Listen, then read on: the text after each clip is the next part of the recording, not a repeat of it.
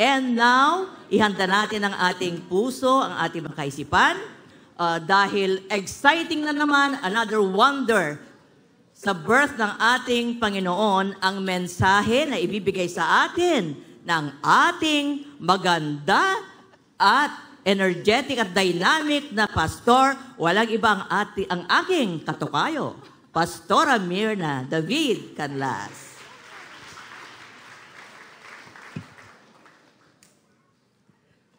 Ang haba ng damit ko, grabe.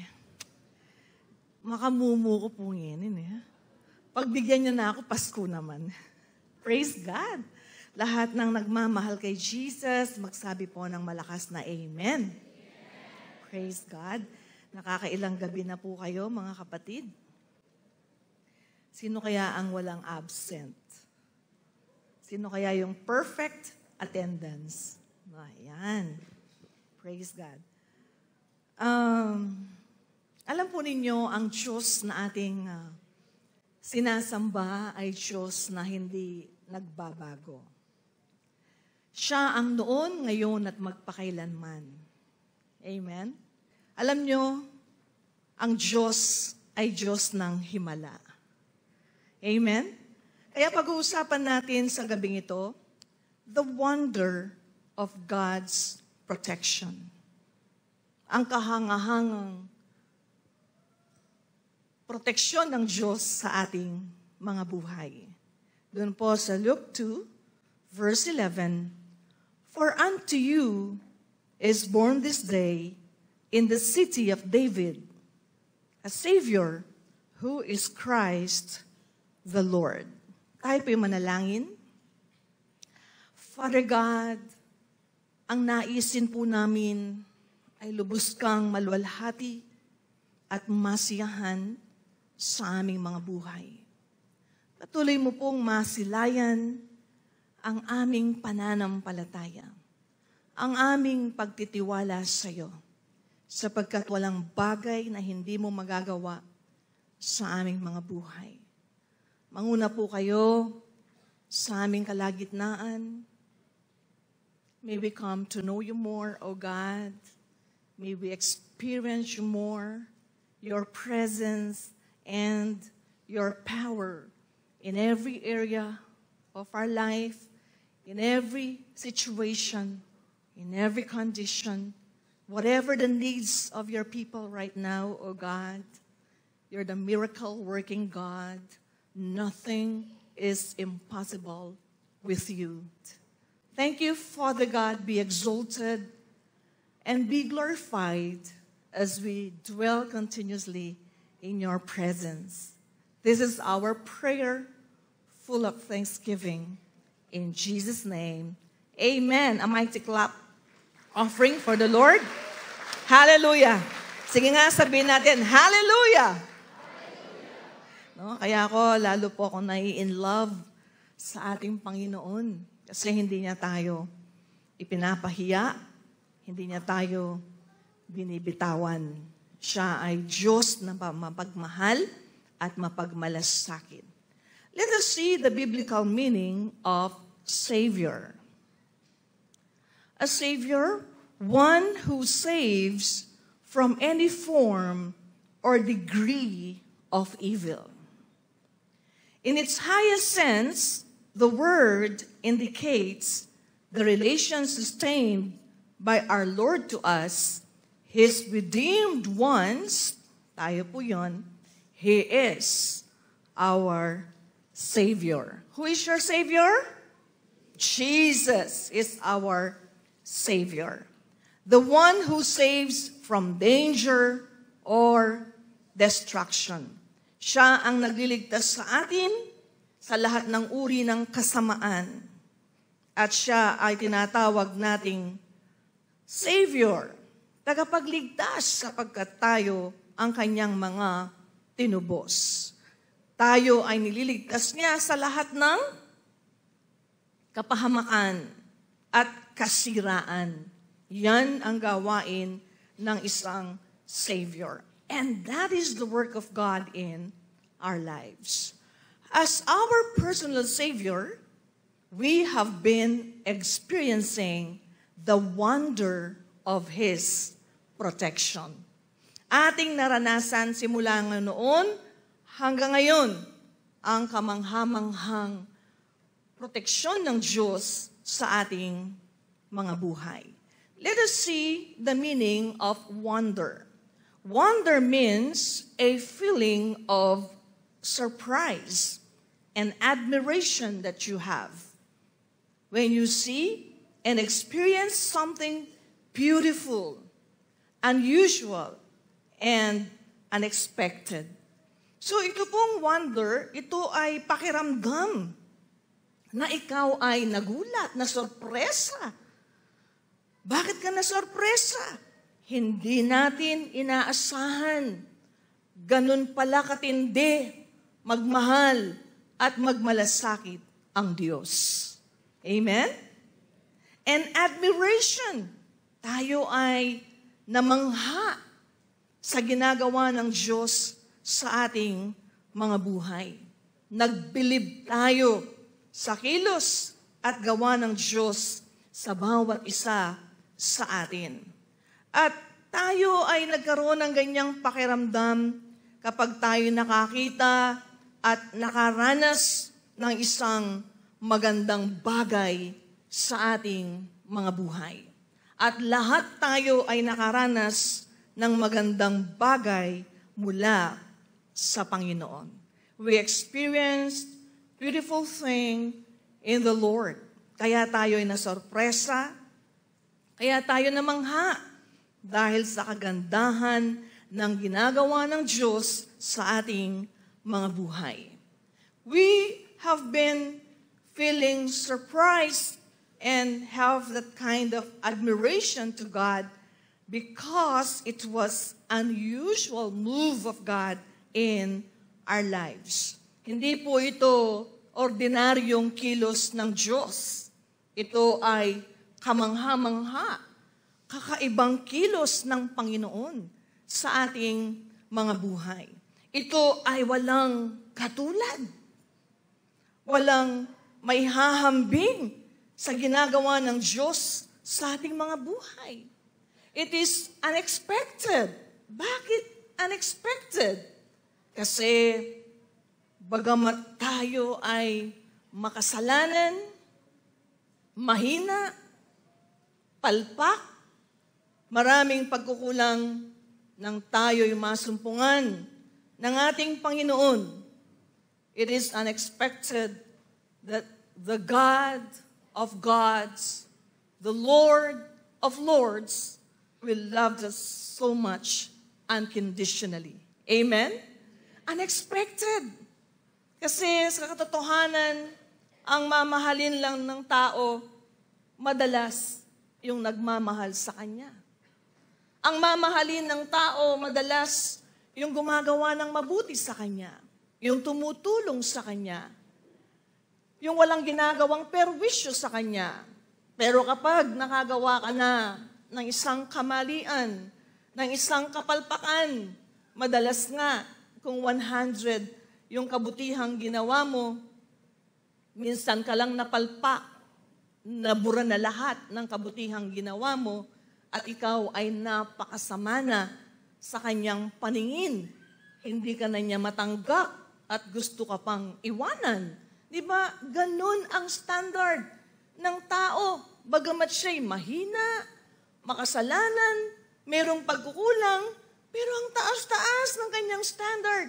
Pero ang ating Panginoong Diyos na banal, makapangyarihan, walang bahid dungis, walang kapintasan, there is no negative things found in the Lord, and yet, when He sees our flaws, our weaknesses, our sins, when God saw everything that were not acceptable in His sight, despite those things, minahal pa rin tayo ng ating Panginoon. Amen? Palakpakan natin ang ating Panginoon. Kaya nga tayo manghang-mangha dahil beautiful, unusual, unexpected yung pakikitungo ng Diyos. Ibang-iba ang Diyos sa tao. Walang katulad ang Panginoon. Grabe siya kung tumanggap sa atin. Grabe siya kung magmahal sa atin. No one and nothing can be compared to our God. No po? Kaya tayo'y namamangha. Let's see the word protection. Protection is the action of protecting or the state of being protected. It's similar to defense, shielding, preservation, and conservation. There are wonder protection verses from the book of Psalm 91, verse 1 and 2. Whoever goes to the Lord for safety, whoever remains under the protection of the Almighty, can say to him, "You are my defender and protector." Ang sino mang naghahangad ng pagkupkup ng kataas-taasan, siya'y kanilang magiging muog at kaligtasan. Yan po ang mapapala ng mga taong pinipili ang Diyos bilang kanilang tagapagligtas. Kapag siya ang ating Savior, siya rin ang ating protector. Because a Savior protects. Amen? Siya'y nag-iingat, nagpoprotekta ng ating buhay. The Lord Jesus was born and came for us. For what? To attain the wonder of His protection. To attain His protection from, number 1, destitution. Sabihin po natin, destitution. Destitution, a poverty so extreme that one lacks the means to provide for oneself. Pag sinabing destitution, matinding kawalan at kahirapan. So dumating ang Panginoon. Jesus was born. Jesus came to protect us from destitution, sa matinding kawalan at kahirapan. God protected us from 2 kinds of destitution. Saan? Una, economic poverty. What is economic poverty? The state of lacking something needed. Na ikaw ay nasa kalagayang nangangailangan, pero walang makarating na tulong sa'yo. Just like without money, kailangan mo ng pera, walang dumarating na pera. Kailangan mo ng pagkain, walang pagkain. Kailangan mo ng tahanan, walang tahanan. Or ari-arian, yung mga possessions sa buhay. In short, call it impoverished with the things of this world. So, yan po. Diyan tayo pinrotektahan ng ating Panginoon. No?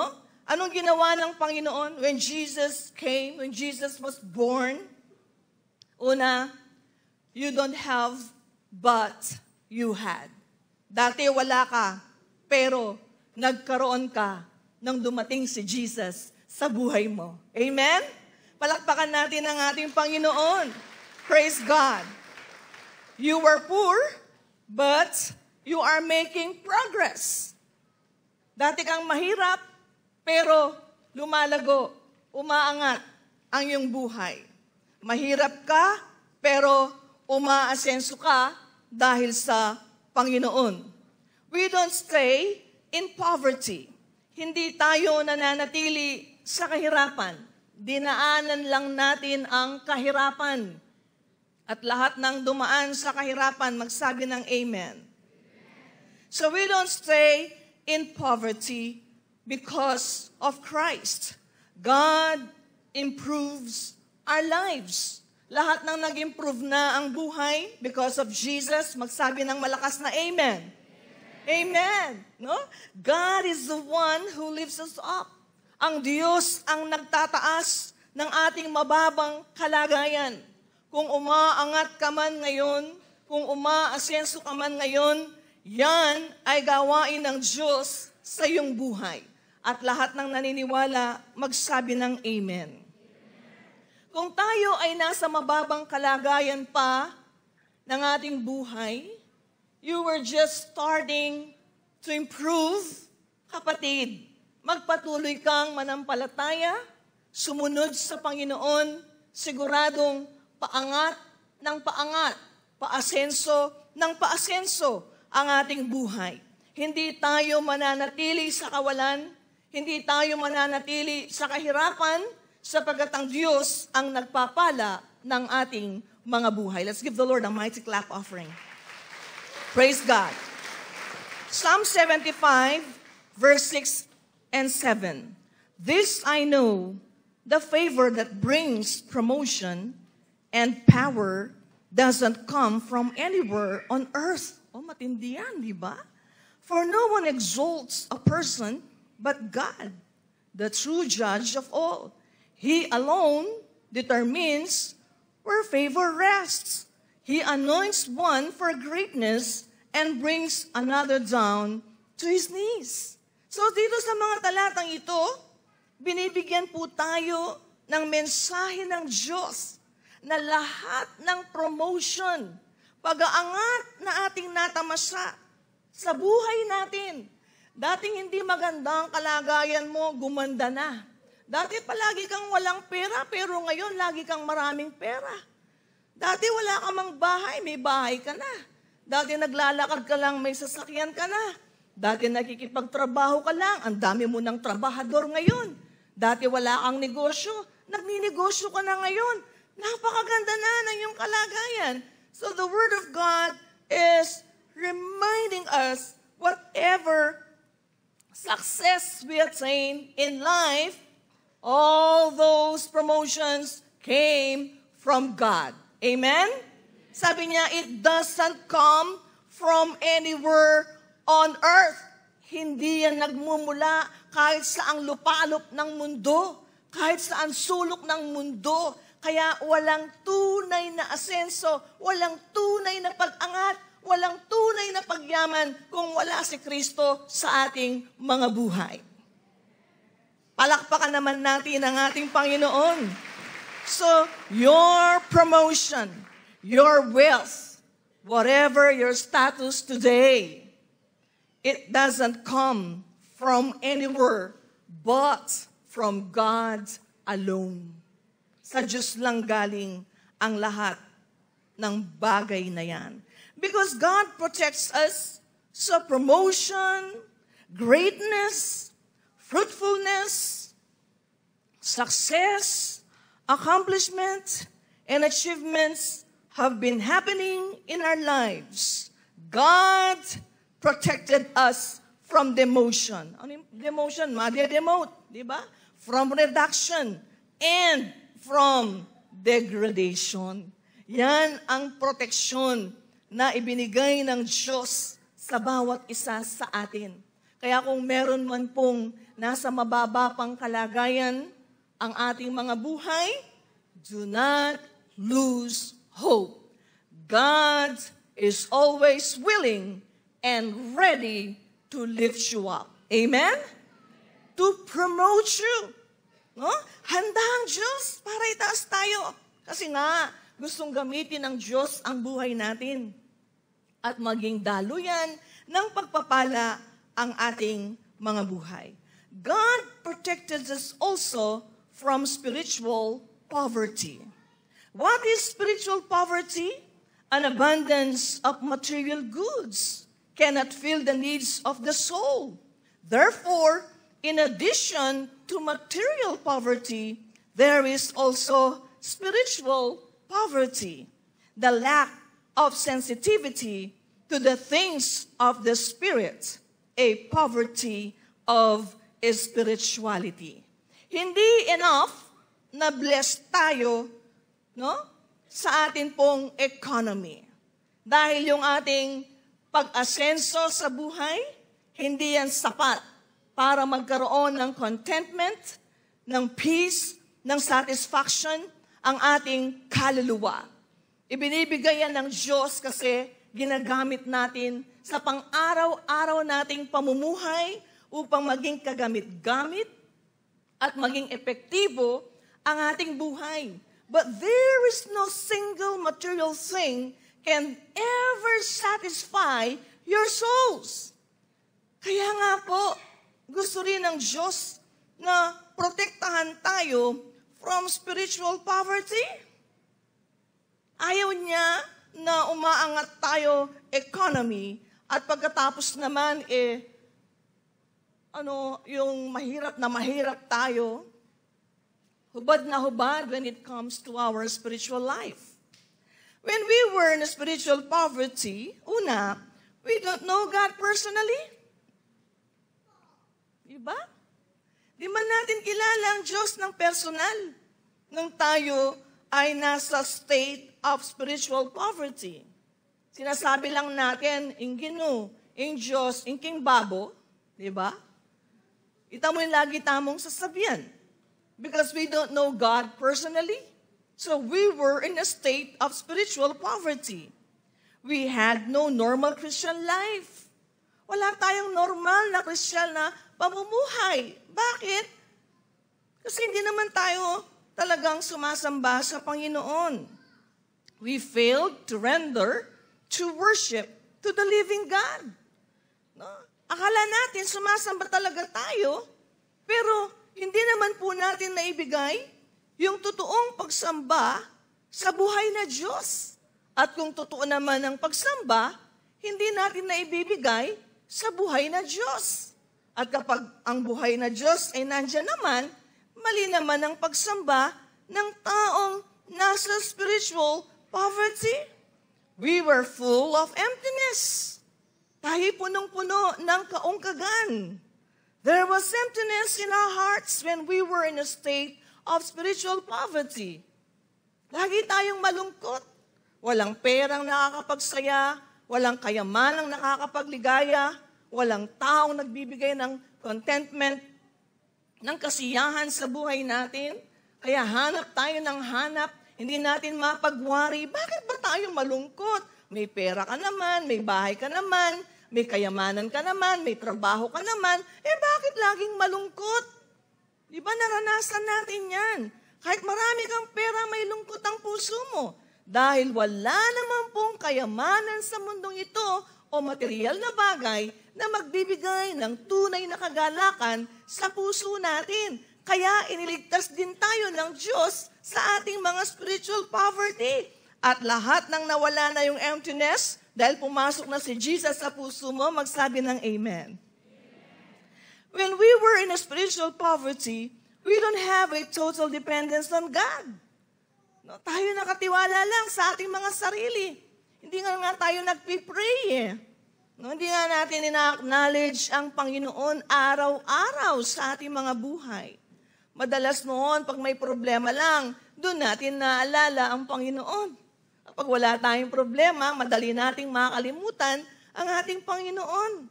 Pero nung tayo'y pinotektahan ng Diyos, no, when God protected us from spiritual poverty, tayo po ay laging nagtitiwala sa ating Panginoon. We lose sight of our nothingness, no?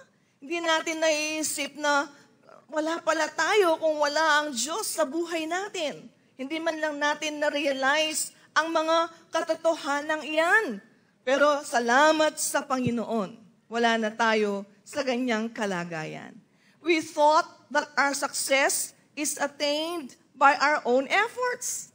Akala natin noon, ang mga tagumpay natin, kaya natin natamo dahil sa ating sariling lakas.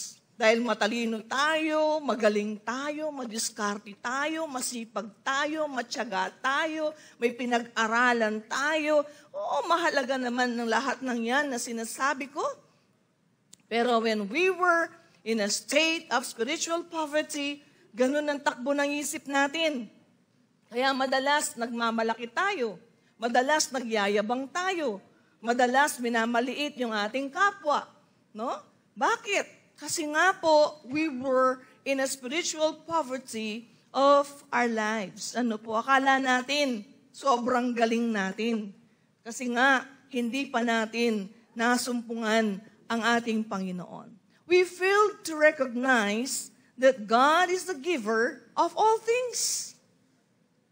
Hindi man natin naisip noon na lahat ng bagay pala ay galing sa Diyos. No? Lahat pala ng meron tayo ay galing sa Panginoon. Instead of saying, God has blessed me with many wonderful things, we thought and said, I've got all this because of me. Nakuha ko lahat ito dahil sa aking sariling sikap. Nakuha ko lahat ito, I, me, and myself. Ganun po tayo. At lahat ng dati, ganito ang buhay, magsabi ng amen. Diba? Salamat na ipanganak si Kristo. Dumating siya sa mundong ito para sa atin. Nagpakilala ang Panginoon at tayo'y kanyang pinrotektahan. No po, not only doon sa ating paghihirap, sa ating kabuhayan, kundi sa paghihirap ng ating mga espiritual na kalagayan. Praise God, because the Lord Jesus was born, came for us, we received truths, the enlightenment that leads to the opposite of what we were before. We are no longer impoverished spiritually. Amen? Palakpakan natin ang ating Panginoon. Praise God for His protection. Hindi tayo nanatiling ganyan sa harapan ng Panginoon. At patuloy tayong nagpapakalago sa ating spiritual life sa Panginoon. Hindi natin, we're not neglecting our spiritual discipline.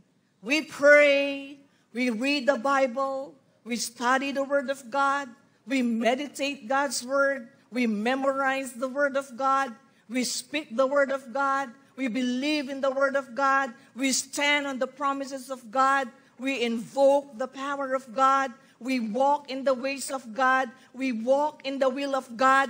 Why? Sapagkat patuloy ang proteksyon ng Diyos sa ating mga spiritual life. Pag-grow ng pag-grow ang ating spiritual life. Dahil ang Diyos ang nag-iingat, nagpoprotekta sa bawat isa sa atin. Palakpakan natin ng malakas si Jesus. Hallelujah. Praise the Lord. Number 2, God protected us from the devil. Hindi tayo dapat matakot sa kaaway. No?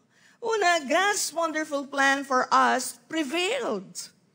The devil tried to kill Jesus through King Herod and sabotage God's plan of salvation for us. Baby pa lang si Jesus, gusto na siyang patayin ni Satanas sa pamamagitan ni King Herod. Gusto nang isabotage ni Satanas ang plano ng Diyos na ikaw at ako ay maligtas.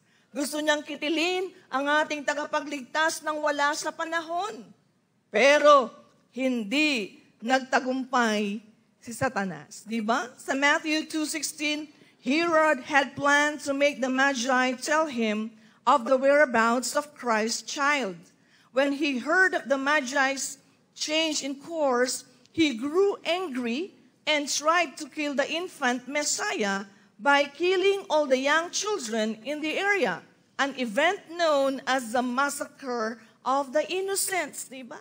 Pinapatay lahat ni King Herod ang mga sanggol 2 taon pababa para matiyak niyang mapatay niya ang ating Panginoon. Bagamat he was led by his pride, insecurity, yun ang nagtulak sa kanya. Pero hindi niya alam, ginagamit siya ng kalaban para hindi matupad ang plano ng Diyos na pagliligtas at pagpoprotekta sa bawat isa sa atin. Hindi po nagtagumpay ang kaaway sapagkat pinrotektahan tayo ng Diyos. Amen?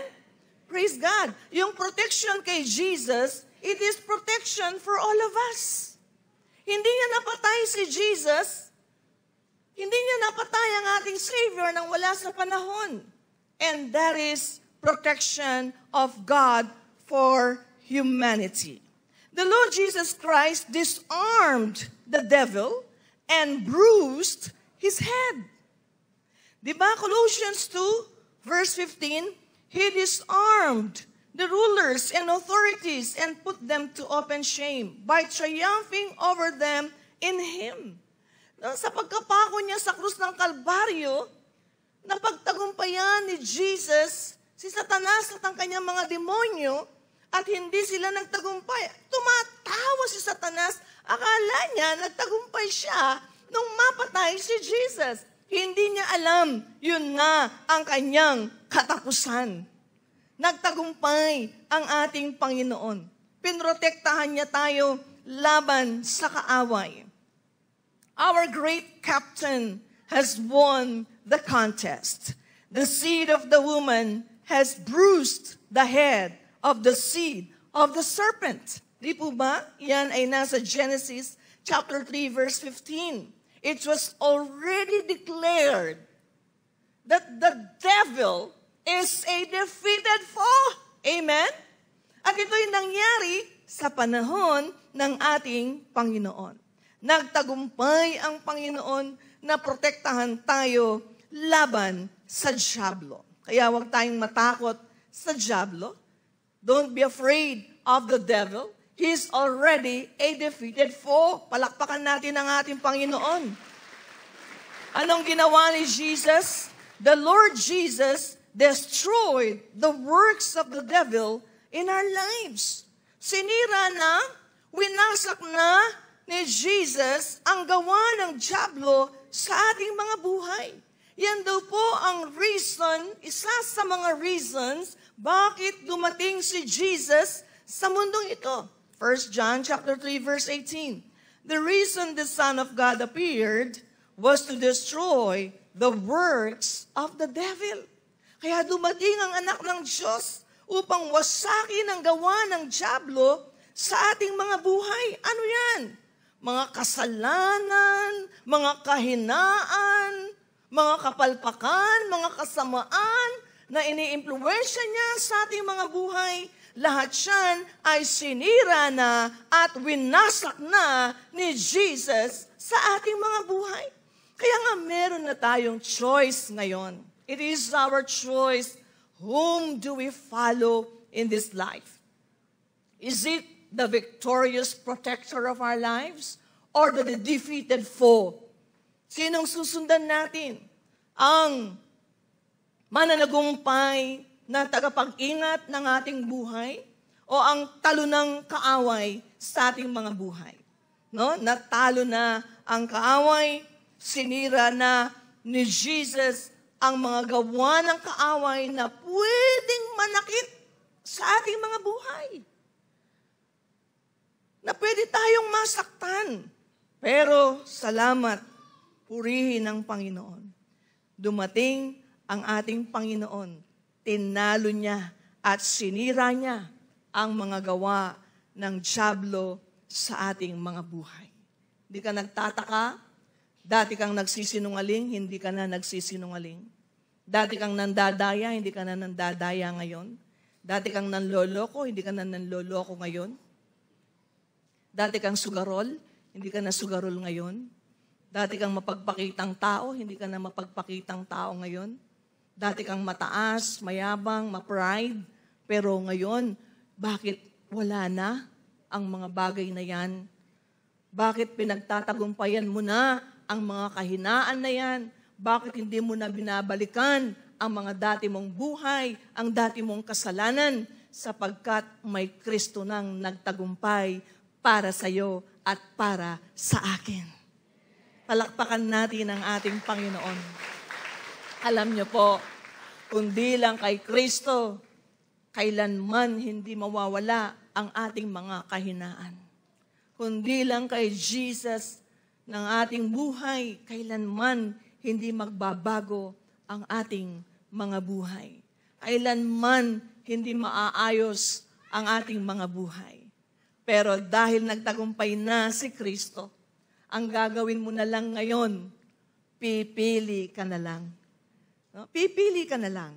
What do you want to prevail in your life?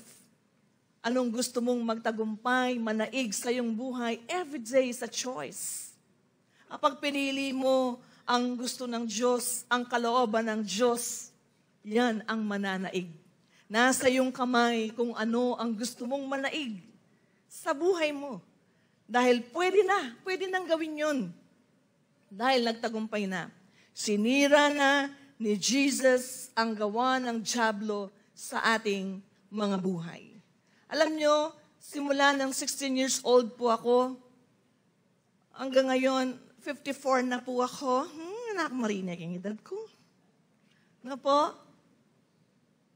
Ni minsan, hindi na po ako nagkwaho. Hindi na ako nagsugal. Hindi na ako nagbingo. Hindi na ako tumaya ng wedding. Hindi na ako nagparis-paris. Lahat ng uring sugal na alam ko, hindi ko na po yan binalikan. Dahil winasak na ng Diyos ang uri ng kahinaan na yan sa aking buhay. Amen po? Purihin ang Panginoon. No? Second test, sige palakpakan natin si Jesus. At marami pa, if I will allow you to stand behind this pulpit, marami kayong sasabihin na winasak na ni Jesus ang gawa ng dyablo sa ating mga buhay. At marami pa siyang winawasak at sinisira. No? Marami pa siyang inaayos at tinatanggal sa ating mga buhay. 2 Thessalonians 3 verse 3, but the Lord is faithful. He will establish you and guard you against the evil one. Sa ibang translation, but the Lord is faithful. He will strengthen you and protect you from the evil one. Yan ang salita ng ating Panginoon. At yung panghuli, the Lord Jesus protected us from death. Pinrotektahan tayo ng Diyos sa kamatayan. 1 Corinthians 15, 55 to 58. O death, where is thy sting? The sting of death is sin, and the power of sin is the law. But thanks be to God, who gave us the victory through our Lord Jesus Christ. O kamatayan, nasaan ang iyong kamandag? Wala na pong kamandag ang kamatayan sa ating mga buhay. Jesus tasted death for us to live eternally. Amen? Nakaranas ng kamatayan si Jesus para mabuhay tayo ng walang hanggang buhay. Kaya't wala ng kamandag ang kamatayan dahil ang kamandag ng kamatayan ay ang kasalanan. And Jesus died for our sins. Namatay si Jesus para sa ating mga pagkakasala. Kaya wala nang kamandag ang kamatayan sa buhay natin. Yung kamatayang pang walang hanggan. Oo, this body is subjected to physical death. This body will go back to ashes. Babalik ito sa alabok. Pero ang ating kaluluwa ay may buhay na walang hanggan sa piling ng ating Panginoon. Wala nang kamandag ang kamatayan sa atin. Alam po ninyo, ako'y talagang lubhang nagpapasalamat sa Diyos. Alam nyo, nung ako'y second year high school, nagkaroon ako ng depression. Anong klaseng depression? Sa tuwing magiging hapon na, magdidilim na, pag malapit ng maggabi, ako na yung pinakamalungkot na tao sa buong mundo. Sasandal ako sa pinto ng bahay namin, iniisip ko, bakit kaya ako naipanganak pa sa mundong ito? Tapos mamamatay lang pala ako. Iiyak na ako niyan. No? Tapos di ko na makikita ang nanay ko, tatay ko, mga kapatid ko, pamilya ko. Ilalagay ako sa kabaong, tatabunan ako ng buhangin, sisementohan ako. Wala na, ganun lang. No? Alam nyo, every night, basta maggagabi na, at titindi pa yung aking depression pag umulan, o kaya umaambon. Wala pong tumatakbo sa isip ko, kundi yun lang everyday. Tapos nagkakaroon pa ako ng nightmare Namatay daw ako, kinabaong, nilagay ako sa tinatabunan ako ng simento, hindi ako makahinga, hanggang sa ako ay gumising. Alam po ninyo, 2 taon, almost 2 years, ay nagkaganon po ako. Ulit-ulit lang ang tanong ko. Sabi ko, ba't kaya ako pinanganak sa mundong ito? Mamamatay lang pala ako. Tapos ililibing ako, tatabunan ako ng simento. Hindi ko na makikita ang nanay ko, tatay ko, mga kapatid ko. Bakit ganun? Walang sagot. Pero purihin ng Diyos. Nung makilala ko ang Panginoon, nalaman ko ang katotohanan. Hallelujah! Meron palang buhay pagkatapos ng kamatayan. At yan ay buhay na walang hanggan. Praise God! Palakpakan natin ang ating Panginoon. No? Noon, takot na takot akong pag-usapan ng kamatayan. Malungkot akong pag-usapan ng kamatayan. No? Nung ako'y pastor na rin, ayoko mag-preach sa mga patay. Ayoko nagpipreach sa patay. Pero nung namatay yung worker natin, yung family, everyday, humihingi ng funeral service. 7 days akong nag-funeral service. Ano po? Nagkaroon ng breakthrough sa buhay ko. At salamat sa Diyos, makaranas man tayo ng physical death, mabubuhay naman tayo ng pangwalang hanggang kasama ang ating Panginoon. Kaya magkasakit man tayo, manghina man tayo, mawala man tayo, hindi po yan kawalan sapagkat pinrotektahan na tayo ng ating Panginoon. Actually, pag nakaranas tayo ng kamatayan, doon pa lang natin matatamasa ang glorified body, maluwalhating katawan na hindi mabubulok, hindi masisira, hindi magkakasakit, kundi glorified body ang ibibigay ng Diyos sa bawat isa sa atin. Praise God! Wala nang power ang death sa buhay natin. Ang kamatayan ay buhay sa bawat isa. John 11:25, anong sabi ni Jesus? I am the resurrection and the life. Whoever believes in me, even if he dies, will live. And everyone who lives and believes in me will never die. No? Mamatay ka man daw, mabubuhay ka. Ang sinanampalataya kay Kristo ay hindi na mamamatay. So Jesus protected us from the sting of death. No more death, no more condemnation, no more damnation in hell. God the Father sent His Son Jesus to protect us from all that will harm us. And Jesus came to protect us. Wala na pong kamatayan, wala nang kahatulan, wala nang kapahamakan sa impyerno, sapagkat ginawa na ni Jesus ang lahat para sa ating lahat. Sa ating conclusion, we're so amazed with the awesome love of God for us. He did everything for us, sacrificed all, even His very own life for us to experience the wonder of His protection from all that will harm us. God protects us from destitution, from the devil, and from death. We give God all the glory. Hallelujah. Thank you, Jesus. Thank you, Lord. Let us pray. Let us close our eyes and bow our heads. Talk to the Lord right now. Appreciate God in your life. Patuloy nating mahalin ang Diyos sa ating mga buhay. Grabe ang proteksyon niya sa bawat isa sa atin. We have been experiencing the wonder of His protection. Hallelujah. Thank you, Jesus. Let us appreciate the Lord right now in your own special way habang umaawit ang ating mga music ministers. Appreciate the wonders of His protection in your life. Hallelujah. Let us raise up our hands. Let us continue to love the Lord tonight.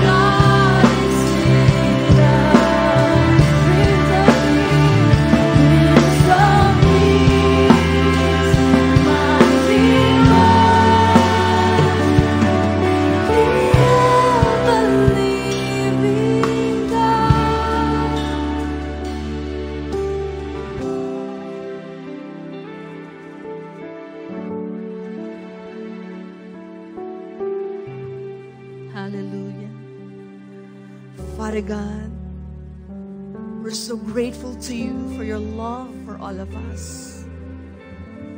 You're the Savior of our souls. You're the protector of our lives, oh God. Thank you, Father. You're always ready to bless your people. Nakahanda ka po upang pagpalain ang iyong mga anak.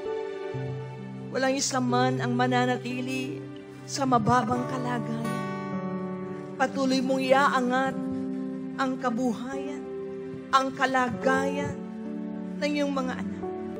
At kami nagbubunyi sapagkat meron po kaming blessed hope na wala na pong kapangyarihan ang kamatayan sa aming mga buhay. No more death, no more condemnation.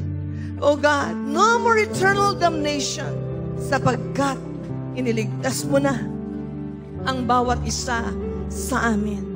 Salamat po sa mga spiritual blessings na ito na ipinagkaloob mo sa bawat isa sa amin. Damang-dama po namin ang inyong pagmamahal. Damang-dama po namin ang inyong proteksyon sa aming mga buhay. Sa iyo lamang po ang lahat ng karangalan at kaluwalhatian. Sa pangalan ni Jesus, ito po ang aming panalangin. Ang lahat ay magsabi na, Amen.